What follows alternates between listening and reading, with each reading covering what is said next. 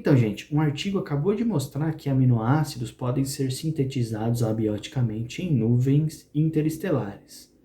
Bom, até aí tudo bem. A grande sacada é quando eles foram sintetizados. Se liga aí.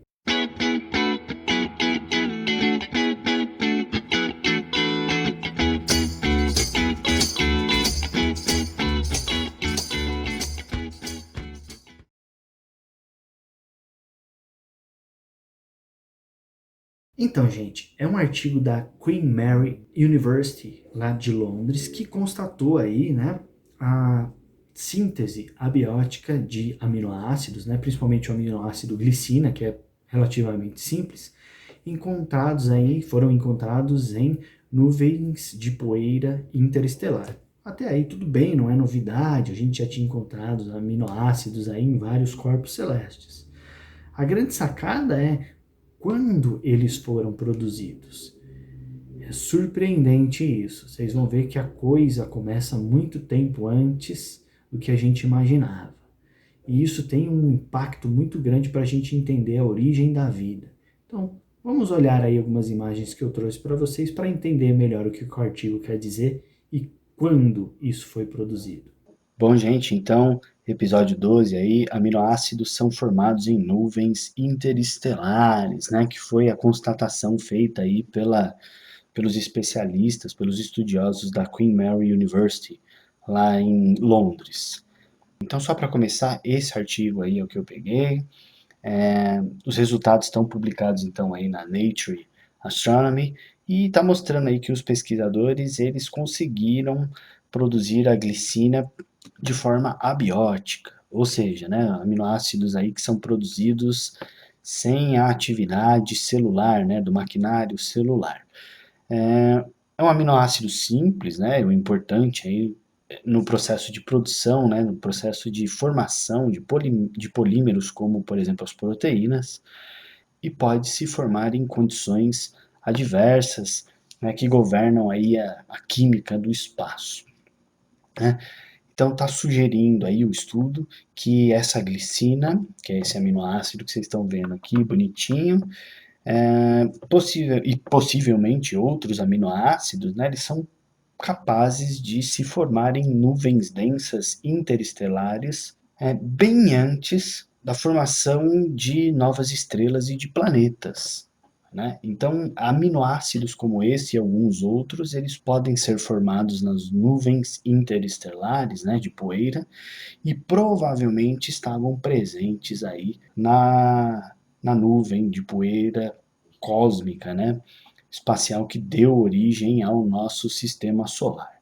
Então, só para lembrar um pouquinho, então aqui tem uma nebulosa estelar, né, que é aquela nuvem densa, né, com muito material produzido, né, pela explosão aí em algumas regiões do espaço.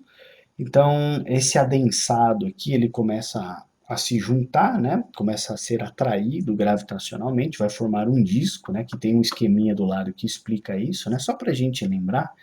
Então, você tem aí a explosão geralmente de uma supernova, né? Uma estrela libera, explode, consome todo o seu material, explode, né? Libera essa nuvem de poeira, que é a nebulosa, né, que é essa nebulosa estelar, e ela vai começar a ser atraída gravitacionalmente, vai formar um disco aqui bastante denso, né, com muito material, e essa nuvem de gás, gelo, poeira, né, ela vai começar a dar origem a um protossistema solar.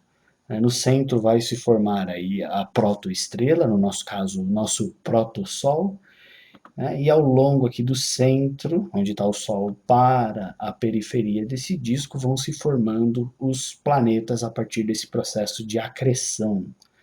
Né? Vai tendo esse giro, é, essa poeira vai se congregando em disco, e esse disco, em alguns pontos, ele começa a se adensar mais e começa a formar os protoplanetas, ou os planetesimais. Né? E aí, no final de tudo, acaba formando os planetinhas girando aqui em torno da sua estrela.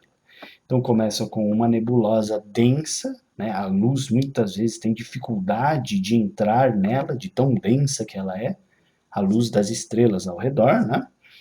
De tal forma que ali no centro dela não tem luz, né? Não chega a luz, de tão densa que é, de tão denso que é esse material, e é um material imenso, gente, é uma quantidade de material maior do que o sistema solar, e depois ela vai ficando, ganhando um aspecto discoide, né, achatado, no centro vai formar a estrela, e na periferia delas, na periferia do disco, vão se formando os planetas. Então, os blocos de construção dessas proteínas, né, os aminoácidos, que são relevantes aí para a vida na Terra, eles podem potencialmente se formar nesses primeiros estágios ainda de formação das estrelas e vai persistir, vai ficar ali durante todo o processo de formação desse sistema solar, desse sistema planetário, né? Até que sejam estabelecidos do jeito que a gente conhece hoje, como é o caso aqui do nosso sistema solar. Então, os aminoácidos eles podem ser armazenados, eles vão sendo formados ainda nos grãozinhos, né, da, da, de cometas, de meteoritos, e conforme vão se formando, eles vão sendo estocados, vão sendo guardados ali. Então, os cometas eles conseguem guardar isso, e é um material que é o material mais puro que a gente tem aí no nosso sistema solar desde do começo, né, de tudo, desde o seu início de formação, desde o início da formação desse sistema solar. E eles são distribuídos também nos planetas conforme eles vão sendo formados. Então, esses cometas e meteoros, eles são importantes para o estudo tanto da astrobiologia quanto para a origem da vida, porque eles estão intactos desde o processo de formação do nosso sistema solar. E o que tiver ali de aminoácido acaba sendo preservado. Então é legal de ser estudado. Até porque eles refletem aí a composição molecular presente ali na época da formação do sistema solar, né? Dos protossol, dos planetesimais, e isso traz uma assinatura bastante interessante para se estudar quais eram as condições em que aquilo se formou, em que o sistema solar se formou e o que havia ali de importante em termos de origem da vida. E o que é interessante é que a detecção da glicina ocorreu aí nesse cometa, que é o 67P, que é o Churyumov-Gerasimenko, que é essa imagem dele aqui.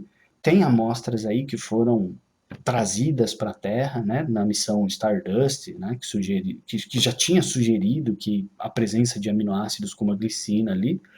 Então foi constatada ali de fato a presença, né, elementos como a glicina, fósforo, então já tinham sido encontrados pela sonda Rosetta anteriormente, quando ela estudou esse cometa, né? Então, aminoácidos e fósforos são elementos assim que são essenciais para o DNA, para as células, e que já foram detectados em nuvens e gás de poeira interestelar envolvendo aí corpos celestes. O aminoácido já tinha sido detectado também de maneira indireta, né, em amostras de outro cometa, né, no o cometa Wild 2 em 2006. Então aqui tem a animação, né? Aqui na verdade tem a imagem do 67P, e aqui a animação indicando como é que foi esse pouso, essa coleta de material aí, simulando, né, a imagem demonstrando a Rosetta, né, em cima do cometa, que é uma missão que era da ESA, que era a European Space Agency, né, a Agência Espacial Europeia, e aí eles fizeram essa imagenzinha aqui. Aproveita e já dá um like aí no vídeo e se inscreva, não perca tempo. Então, esse aqui é uma imagem que o artigo traz aí pra gente. Até recentemente pensava-se que a formação da glicina, né, exigia uma quantidade de energia razoável, aí estabelecendo algumas restrições do ambiente para que ela fosse sintetizada abioticamente, né? Nesse estudo que vocês estão vendo aí, uma equipe aí de astrofísicos e astroquímicos, eles conseguiram aí mostrar que é possível que a glicina seja formada na superfície ali de grãos de poeira ainda geladas, né? Bastante frias, e na ausência de energia proveniente da luz, né? Seria uma forma de química escura que eles chamam, que não necessita da radiação solar não necessita da luz das estrelas nem de ultravioleta. Então eles são processados pelo impacto de átomos, causando aí a fragmentação desses precursores químicos, né, dessas espécies químicas. Então ocorre aí uma recombinação com intermediários aí que são reativos e elas acabam se formando, né? Os cientistas, então, eles mostraram aí pela primeira vez, né, pela simulação, que a metilamina, por exemplo, que é uma espécie precursora da glicina, ela foi detectada lá no 67P. Então, no laboratório, quando eles fizeram aí as simulações dessas condições, nessas nuvens interestelares, escuras, onde as partículas de poeira são frias, né, e cobertas por camadas de gelo, aí, ocorreu a síntese abiótica de glicina.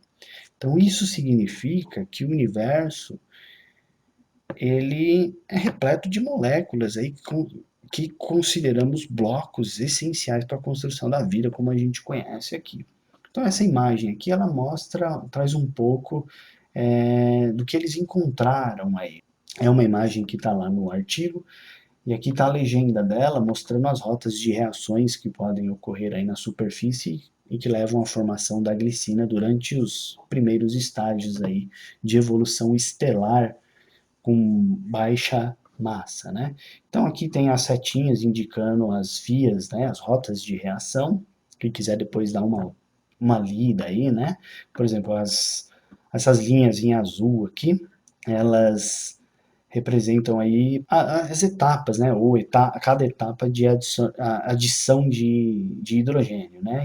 E as reações de anexação, né, de adição de hidrogênio são representados pelas setas indo para cima, né, e as setas indo para baixo indicam a perda dele, né. Então as setas horizontais e diagonais são reações de recombinação radical. E as setas laranjas indicam as rotas não energéticas de reação de superfície testadas em condições do laboratório. Então eles testaram isso que vocês estão vendo em laranja aí, né? E na parte de baixo aí eles estão mostrando dois quadrinhos aí que são bem interessantes para nós, que é o verde e o vermelho, onde o verde indica o estágio pré-estelar, onde a glicina mais antiga do universo ela foi produzida, ou seja, ainda nesse estágio aqui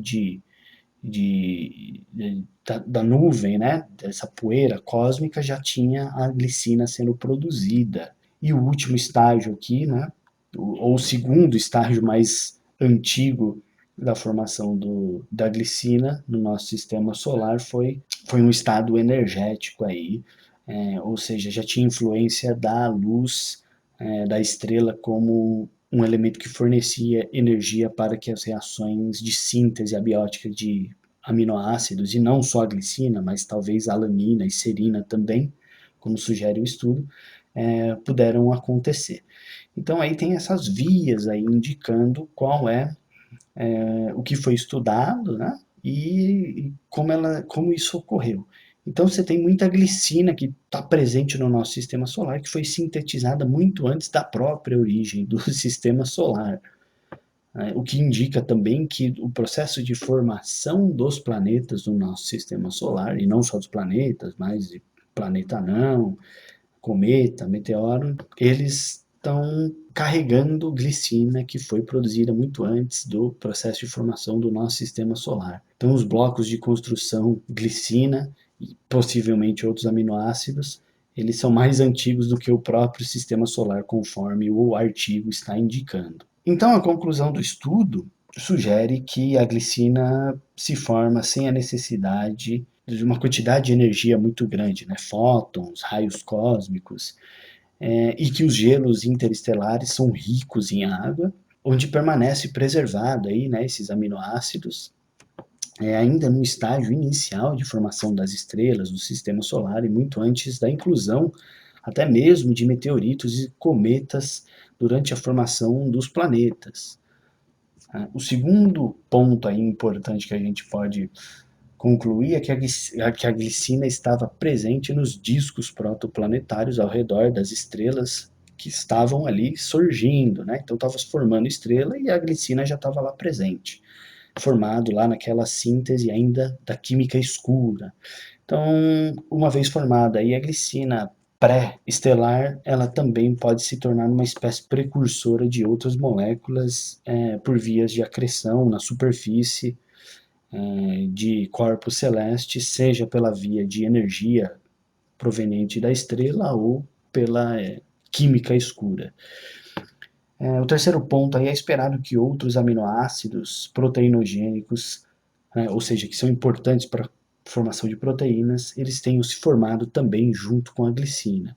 Então, provavelmente você tem alanina e serina, que também são aminoácidos simples e que também poderiam ter sido formados ainda no processo pré-estelar, ainda na nebulosa, que vai dar origem ao nosso sistema solar. E também, por quê? Porque são ambientes ali ricos em água e que a química de superfície, que é uma química não energética, acabou enriquecendo aí os planetas do sistema solar, inclusive a Terra. Então, conforme os planetas vão se formando, eles vão recebendo material que está repleto de aminoácidos, né?